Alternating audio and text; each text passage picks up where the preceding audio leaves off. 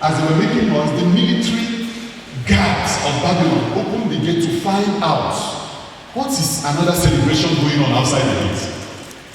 Without knowing, they were not armed. They just thought that some people are doing their own celebrations there. That was when they now rushed in, disarmed the military men at the gate, and killed them. Went in straight to where the king was, disarmed the king, collected the king, killed him, and went to open the gates to the river Euphrates. Remove the water, and here are the treasures that someone had been storing for years. For years. Some of the people who have ruled us in Nigeria, their money is not in the bank. I told you, it's not only money you put in the bank, you put gold. Some of you, maybe nobody here has ever bought gold. But I don't need gold plated things that need gold. Read gold. You trade in gold. Where you trade in things. You trade in gold. There are quantities of gold. You go and you put it there and you buy shares. You buy quantities. Their prices are changing. In fact, there are some people now that have stopped. Every money they have, what they're buying is gold. You know, when you grow up, you begin to learn some kind of what they're not investing in anything else but gold because they believe in a matter of time the US dollar will crash, and that is what the world is using to trade. So if your money is still in cash, you know you're going to lose so much. So they put it in gold because the value of gold will remain the value of gold.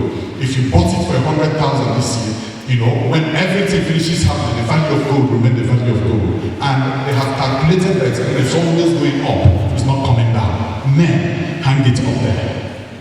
So when the thing stabilizes, you carry your gold and sell. But if your money is cash in the bank, and maybe $1 is equivalent to 160, and then it now drops to an equivalent of 50 naira, you have lost so much money. Do you understand what we're saying? So money is losing value on a daily basis. So somebody who is buying something and keeping something is better than somebody who just has cash stacked somewhere. That's what they will store. So he stored gold, he stored silver, he stored material that can sell at any time. And when Cyrus came and did that conquer, he started to build Jerusalem as he promised. Why is it that somebody who doesn't know God will promise something and he's doing what he promised? And somebody who knows God will promise and he won't do what he promised? Why? Somebody who doesn't know God, no idea. And he didn't pretend that he knows God like we pretend sometimes. He said, well, he doesn't know God, and even asked, why, when he was the king, he still didn't know him. How did I know? Because he went, after he was successful, he was sacrificing to the God of the storm that helped him. Because he didn't know God of the world. But yet, God chose to use the foolishness of the world to make foolish wise. Hello? Are you with me? Yes. We define provision beyond opposition before we continue with David. Now, he still agreed. The covenant he had with God, God put his hand upon him and he agreed. And he went to start rebuilding the temple with that money. And he went as far as putting the priests on constant income, taking care of them for God. And fighting anyone, because many people were against what he was doing, but he told them anyone who opposed him would be dealt with. So he was supplying them. They couldn't understand what was going on. He told them, look, all I need from you is to pray for me and my family. That is all. Pray for me and my family. You can only imagine somebody like that deciding as the president of Nigeria, which will never happen. Oh, sorry. I'm moving to something else. Now, let us assume that he is. And then he now decides to use his money to rebuilding churches and taking care of things. Won't you even be afraid? It's something strange. You take the power of God to compel someone to do that. And that's what happened. And he started to rebuild. That's how God opened his doors. Why did God open his doors? Because he agreed with God. I'm not those kind of gamish agreements. He was sincere.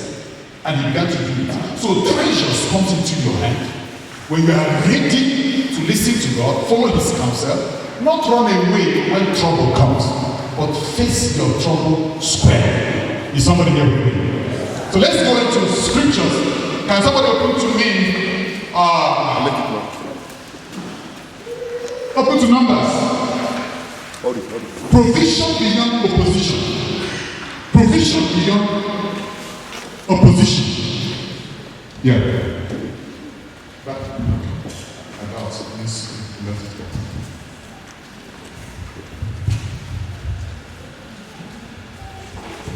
Hello. Just carry. Open with me, Numbers 13. Numbers 13. What are gates spiritually speaking? What does this stand for? As a gate, an ancient boundary you must cross. You must pay your town gate. You know, there's a fee you pay, a small town gate before you enter a great city. If that city is indeed great. I say gates are the ancient boundary you must cross. And you must pay your town gate. If you are moving from one city to another great city, there is what we call town gate. When you come there, you pay some money before you can proceed. It happens everywhere. In the US, there will be no one there. There will be no one at the gate. You will just see lights. But if you are foolish enough to pass, it will not take 24 hours before police will come to your house, give you tickets. You have to go and pay. If you are supposed to pay $20, you pay $200. Because as you go, they see everything. You must pay it. You must pay it. When you're entering into a city, you must pay it. Like a tax, a compulsory tax. In life, there are targets. But let me read this scripture first. Numbers 13, 26 to 28. Then they told Moses, we went to the land where you sent us. It is indeed flowing with milk and honey. And this is its fruit. But the inhabitants are strong. And the cities